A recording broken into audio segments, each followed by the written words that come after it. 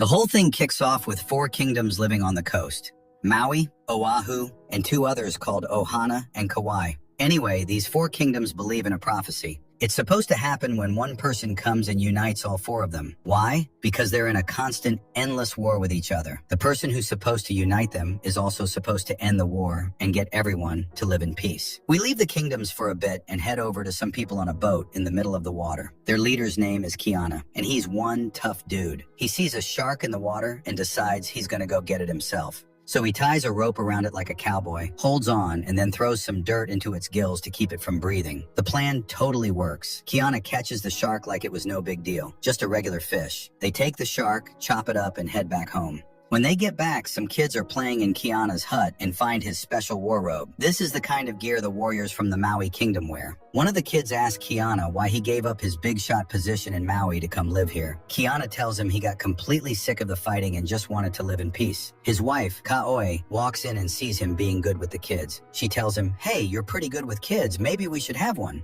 She's super excited about the idea. Just then, some envoys from the king of Maui show up. They tell Kiana the king needs to see him right away and that he's been gone for 3 seasons, which is long enough. Kiana tells them he'll come, but only because the king wants him. He makes it clear he's not interested in anything else. Kiana and his family go with the envoys to Maui. When they get there, they're greeted by the king's son, Kauai, who looks up to Kiana like a big brother. Kauai gets all nostalgic, talking about the good old days when Kiana led the army and no other kingdom could stand a chance against them.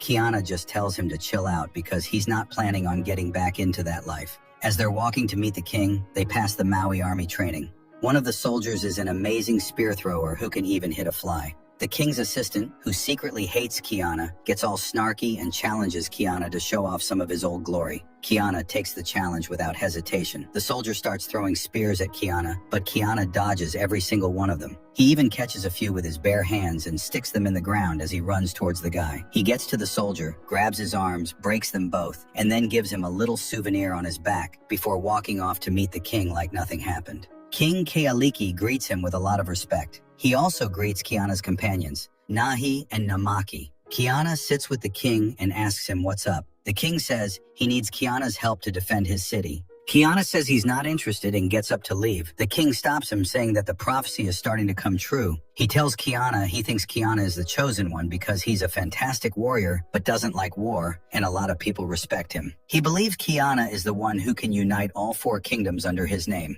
The king also says he heard a rumor that the kingdom of Oahu is planning to attack. Kiana says, that can't be right. The king of Oahu is just a young kid, he's not a fighter. Kaliki tells him it's not the king but the high priest who hates them and wants to see them destroyed. The king begs Kiana for his help. Kiana tells him he'll think about it and get back to him. Kiana goes back to his people and tells them everything the king said. His group, especially his wife Kaoi, is totally on board with the king's idea. Kaoi seems really happy about the idea of her husband being the chosen one, but Kiana is still not sold. He keeps thinking about it and trying to make sense of it all. The next morning, the king shows up and asks Kiana to take a walk with him. The king tells Kiana that this war is going to happen no matter what, and it's the war that's destined to unite the kingdoms. So he says Kiana has to be a part of it because he's the best warrior for the job. Then he takes Kiana to a hut where his father's remains are. The king explains that the high priest of Oahu was trying to get his hands on them to desecrate them, but they got them first. The king asks Kiana to give his father a proper burial. This really touches Kiana, and he takes his father's remains back to his people. But instead of burying them, he just throws them into a fire. They all start weeping and crying, mourning his father's death as if it just happened. The next day, Kiana is standing on the shore when a prophetess named Tala appears. He asks her if he should go to war. Tala tells him, just hold your father's hands. Kiana gets super confused, saying he just burned his father's hands yesterday. Tala just tells him he'll understand on his own and disappears. Kiana goes back to his group and tells his wife what Tala said. Kaoi tells him she gets it now. She gives him his father's weapon, saying that since his father always held it, Tala must have meant for Kiana to hold it in his father's place, which means he has to go to war. This conversation makes Kiana change his mind, and he finally agrees to join the king of Maui in the war. He gets ready by putting on his strange helmet and his war clothes again. When he meets King Kealiki, the king tells him to listen up. He says, you're going to take your army to the shores of Oahu, but don't attack, just wait there. The plan is that Oahu will send its army to the coast to defend the city. Then, while they're distracted, the king will sneak in from the east, smash his way to the temple, kill the high priest, and secure the young king. Kiana can then go into the city. Kiana says, "Sounds good to me," and they get ready to go. Kiana and his crew say goodbye to Hiki, who's not a warrior and stays in Maui. The rest of them, including Kaohe, who is a warrior, go with Kiana. They make it to the eastern side of Oahu and run into some warriors. Kiana and his crew beat them down pretty easily. While they're fighting, Kiana sees Taula in the crowd. She's dressed all in black and her eyes are black too. She looks scared and sad, and then she just disappears. Kiana feels like something's wrong and warns his family to keep their eyes open. They keep fighting, but then realize the people they're fighting are just farmers, not real warriors. Kiana refuses to kill them. At that very moment, he hears the horn of Maui's army signaling an attack on the city. The king lied and attacked the city directly. The king starts killing everyone in his path, no matter who they are. His son Kaui is watching and is completely shocked. It's clear he had no idea what his father was really going to do. The king then goes into the city's temple, kills everyone inside, and burns it down. By the time Kiana gets there, Kealiki is done with the massacre. Kiana is furious when he sees all the dead bodies, and he gets even angrier when he sees the king kill the young king of Oahu in cold blood. Kiana confronts the king, saying he broke their deal. Kealiki tells him, "Listen, I'm making this prophecy happen myself. I'm going to take over all the kingdoms and unite them under my name, and then we'll have peace." Kiana is disgusted, so he just leaves the king. Kaui runs after him, trying to explain that he didn't know about his father's plan. Kiana tells him it doesn't matter if he knew or not. Their hands are now stained with blood, and so are his, because he helped. He leaves Kaui too.